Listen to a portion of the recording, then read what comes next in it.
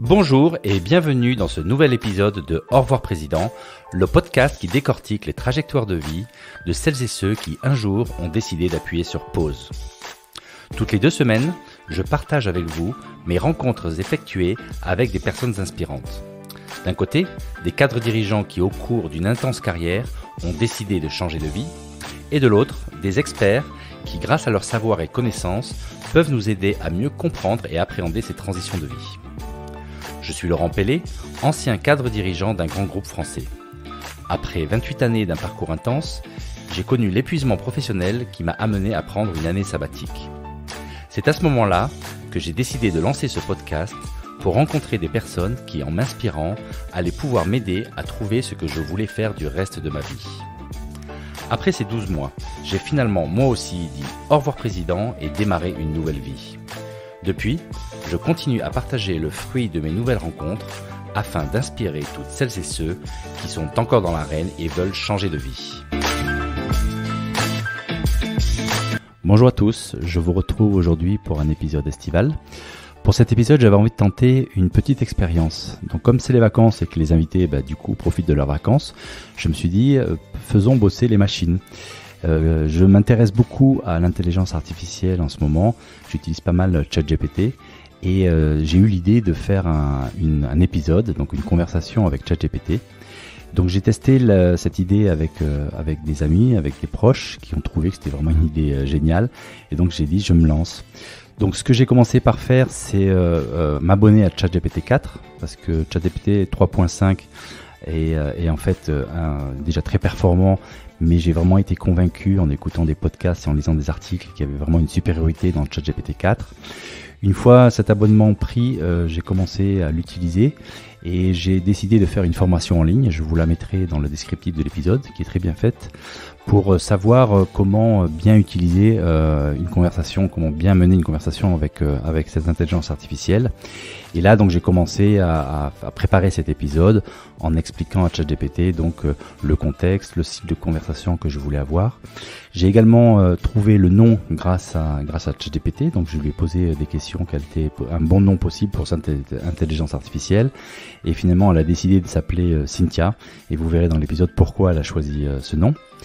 Ensuite, il me restait à faire la couverture de l'épisode puisque je pouvais pas prendre en photo mon invité, donc j'ai généré avec l'intelligence artificielle cette couverture, donc grâce au logiciel DALL-E, qui est également le logiciel qui est proposé pour générer des images par OpenAI, donc la même boîte qui a conçu ChatGPT. Ensuite, il me restait donc à transformer le texte en voix de synthèse, et donc là j'ai aussi utilisé un logiciel en ligne et je vous mettrai aussi le lien pour pouvoir faire cette transformation. Donc j'ai pris un logiciel payant pour avoir une voix plutôt agréable et le plus humaine possible. Et une fois tout ça réalisé, j'ai fait un montage donc avec mes questions et ses réponses.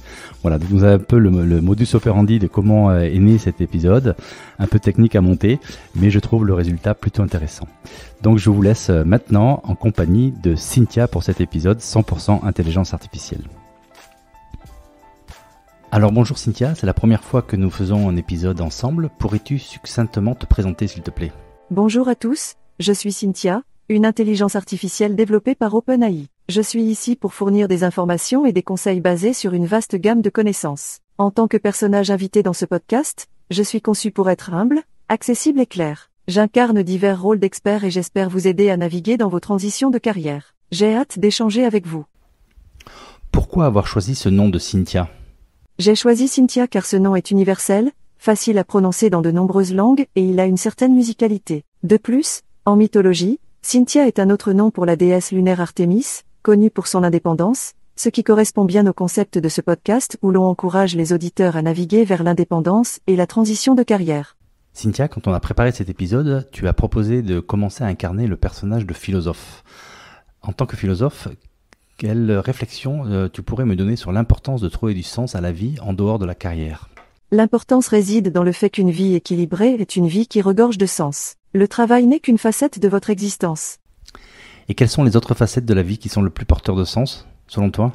Les autres facettes de la vie souvent porteuses de sens peuvent inclure les relations personnelles, l'engagement communautaire, le développement personnel, les hobbies créatifs, et le bien-être physique et mental. Et comment un cadre dirigeant devrait-il redéfinir le succès lorsqu'il quitte le monde corporate? Le succès doit être perçu comme la réalisation de votre authenticité, et non comme une échelle de statut à grimper. Ok, et comment on peut réaliser son authenticité? On peut réaliser son authenticité en explorant ses valeurs, ses passions et ses aspirations, et en alignant ses actions sur celles-ci, plutôt que sur les attentes externes. Cynthia, quelle est ta vision philosophique de la peur qui accompagne le changement de carrière? La peur est une réaction humaine à l'inconnu. Elle peut être transformée en moteur pour explorer de nouvelles possibilités. Et concrètement, comment faut-il s'y prendre pour exploiter la peur comme moteur de l'action? Pour exploiter la peur comme un moteur d'action, il faut la reconnaître, l'accepter et utiliser cette énergie pour se propulser vers l'accomplissement de ses objectifs. Un pas à la fois. Comment devrions-nous envisager l'équilibre entre la vie professionnelle et la vie personnelle après une transition de carrière? Envisagez-le comme une danse, où chaque pas, qu'il soit personnel ou professionnel, contribue à la chorégraphie de votre vie. Tu es très poète, en plus d'être philosophe, Cynthia. Mais j'ai pas trop compris concrètement comment mettre en application cette réponse. Est-ce que tu pourrais me donner, s'il te plaît, des recommandations plus pragmatiques? Un conseil plus pragmatique serait d'établir clairement vos priorités personnelles et professionnelles, et de planifier votre temps en fonction de celles-ci, en veillant à ce que chaque domaine reçoive l'attention nécessaire. Ok, très clair. Revenons maintenant à la philosophie. Selon toi, quel est le courant philosophique qu'il est intéressant d'explorer avec ce sujet de Au revoir président? Le stoïcisme, avec son accent sur le contrôle de soi, l'acceptation du changement et la recherche de la tranquillité d'esprit, il est très pertinent pour le concept d'au revoir président. Il encourage la poursuite de la vertu plutôt que du statut, ce qui peut aider à naviguer au milieu d'une transition de carrière majeure. Et avec quel exemple d'outils peut-on mettre concrètement à profit cette philosophie lorsqu'on se pose des questions liées à sa carrière? La dichotomie du contrôle est un outil stoïcien puissant. Il nous rappelle de distinguer entre ce qui est en notre contrôle, comme nos actions, nos jugements ou nos valeurs, et ce qui ne l'est pas, comme le comportement des autres ou les événements externes. Et comment peut-il être utilisé pour un cadre dirigeant en phase de Au revoir président? Pour un cadre dirigeant, cet outil peut être utilisé pour gérer le stress et l'incertitude lors d'une transition de carrière. Par exemple, vous ne pouvez pas contrôler comment les autres réagiront à votre décision de dire au revoir président, mais vous pouvez contrôler votre propre perception de cette transition. En définitive, en vous concentrant sur ce que vous pouvez contrôler, vous pouvez réduire l'anxiété et prendre des décisions plus claires et plus efficaces. Encore quelques questions avant de passer à la fin de l'épisode. Quelles sont les principales peurs, selon toi, qui empêchent les cadres dirigeants de sortir de leur vie qui est trop intense? Et comment expliquer qu'il y a autant de burn-out chez les cadres dirigeants, alors que par définition, ce sont des gens qui sont intelligents, bien éduqués, et donc qui pourraient voir arriver ce problème de burn-out? Les cadres dirigeants sont souvent arrêtés par la peur de l'incertitude, la peur de perdre leur identité professionnelle, et la peur de la réaction des autres. Concernant le burn-out, bien que l'intelligence et l'éducation soient utiles, elles n'offrent pas de bouclier contre le stress intense et prolongé. De plus, les cadres dirigeants sont des humains, pas des machines.